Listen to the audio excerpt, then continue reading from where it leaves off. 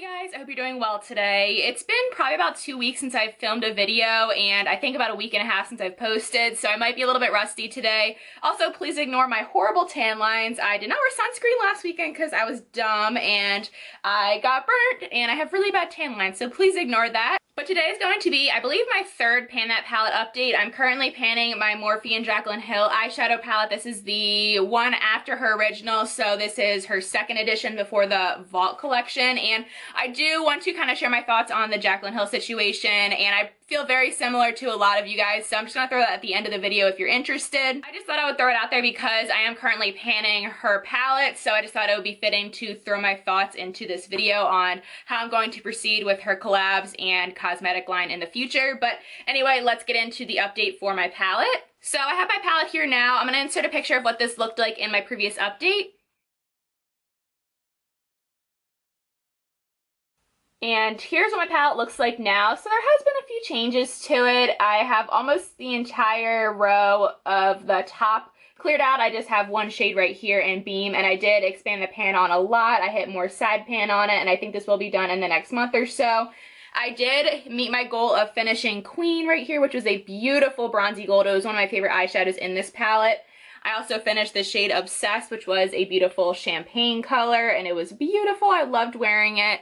And I think that's all for the shadows that I finished this month. I did want to work on the shade Royalty and Hustle right here, but I actually only wore these shades once this month. I just don't really love the look of Hustle on my lid. I think it looks very muted, and it just kind of looks a little bit dingy on my lid. And then the purple shade right here, it's just a little bit dark, so if I wear it as a pop-up color, I feel like I need something to lighten my inner corner with it. So I should be getting more use out of this one, but I only use these shades once this month, so pretty bad, but oh well. And I also hit my goal of expanding the pan a little bit on the shade Pukey right here, and this is a like pukey brown shade, and I love pairing this one in my crease. And then I actually hit pan on 3 different eyeshadows this month, which is pretty exciting. I hit pan on Firework right here, and this is a like coppery red toned eyeshadow, and it's really pretty. I'm wearing this on my lid today with this shade in the crease. I forget the name of it. I think it is Butter, if I can remember. And I also put this shade on my outer corner, and I did hit pan on it this month, and this is the shade Mocha. It's just a warm toned matte brown shade, and it is more on the darker side. I actually don't love Mocha that much because I feel like it doesn't always blend the best, but I've been trying to work on it because it's one of my least favorite browns in the palette, and I'm glad I hit pan on it. It's just a tiny little baby pan. And the other eyeshadow I hit pan on was this shade in Meeks, which is a gorgeous bronze shade. It is so pretty. I loved pairing it with Obsessed when I was panning that one before I finished it,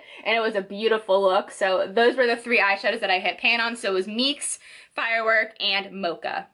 So for the next month, I think I want to try to finish this shade in Beam right here, which is a highlight shade, and this is like a subtle highlight. I liked this shade. I think that was in Light, but these two are very similar. I do not think they both needed to be in the palette. I also would love to try to hit more pan on Pukey. I would love to try to use up half of Firework, and then I would like to expand the pan on Mocha as well. And then I think that's the shades I'm going to focus on for this month, and then I can hopefully get more shadows out soon. And then I went ahead and swatched the shades that I want to focus on this month. So this one is Firework.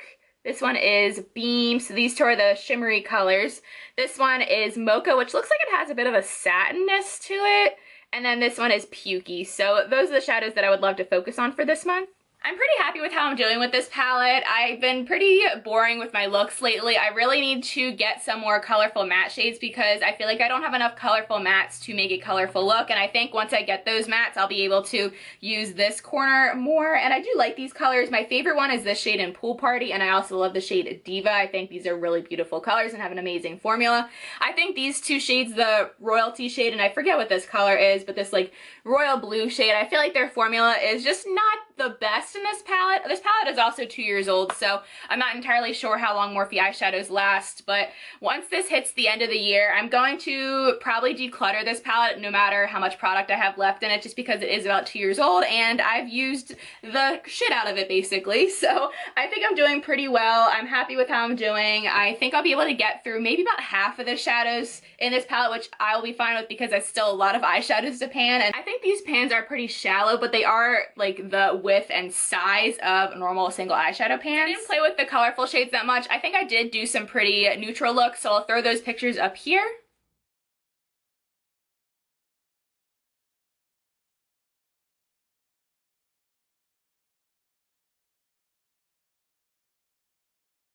And then that was my update, like I said. I'm going to show you some progress pictures at the end of this clip because I'm going to go right into my thoughts. So then if you just wanted to watch the Pan That Palette update, I'll just throw the timestamp in there. So thank you guys so much for watching my Pan That Palette update. I really appreciate it. So here are the pictures, and then afterwards I'm going to show you my thoughts on this situation, I guess.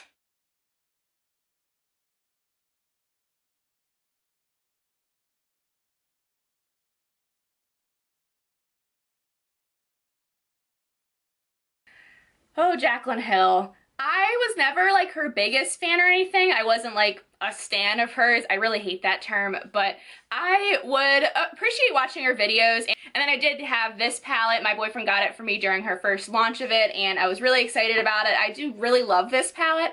I also have Champagne Pop, but her and Becca aren't really working together anymore. I think it ended on bad terms, but I still really like Champagne Pop as well. But personally, I do not feel comfortable purchasing any of her collabs or any of her cosmetics line in the future, considering how she handled her Jaclyn Hill cosmetics situation. I'm sure you guys are aware of the situation, but many of her customers from her Jaclyn Hill cosmetics launch have been receiving hairy lipsticks with holes, possible mold spores in them, and some of them are melting, but that's pretty normal, I feel like, for the summertime, and especially for like a really creamy lipstick. But I feel like the other things are not acceptable at all, and she's been handling the situation extremely poorly.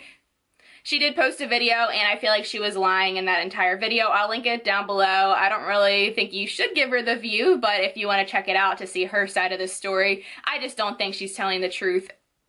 And I think it's really irresponsible of her to not recall her lipsticks because they're nasty. They've been giving people reactions, and I just don't think it's right to sell hairy, moldy, holy lipsticks. And I mean holy as in like little tiny little holes in the product. And she acts like we can't just go out to the drugstore or to like Milani and pick up some pretty nude lipsticks for them, or ColourPop. I purchased my first ColourPop lipstick like in the bullet form, and I'm in love. So it's like I could buy a $6 lipstick and not have those health concerns, and I could avoid using hers, which is an $18 hairy lipstick, which is disgusting. She should apologize to the girl who she called out on Twitter for the lipstick that she received. Her name is Veronica. I will try to like link things down below so you guys can see what's going on, but I think she should apologize to her. I think she should recall her lipsticks, and I think she should apologize to her customers in general. Anyway, those are my thoughts. I am not the most well-spoken person when it comes to talking on issues, so I didn't want to go into this too much, but I just thought I would provide my thoughts. I will not be purchasing from Jaclyn Hill any of her collabs or her cosmetics line because I just don't trust it. She's had so many issues in the past. I think she's only had Champagne Pop, the highlighter, that has been good, her actual like highlighter and face palette from Becca, and her Jaclyn Hill original palette, and I guess the first one too, but that one was so long ago. I just don't feel comfortable purchasing from her, and I don't think you guys should either, but let me know your thoughts down below. Please be nice in the comments. Thank you guys so much for watching. Please subscribe if you haven't already. I also have an equestrian channel if you want to check that out. I ride horses, and I just created a horse channel within the last few months, and I think it'll be fun if you guys would watch. Thank you guys again for watching, and I will see you guys in my next one. Talk to you later. Bye.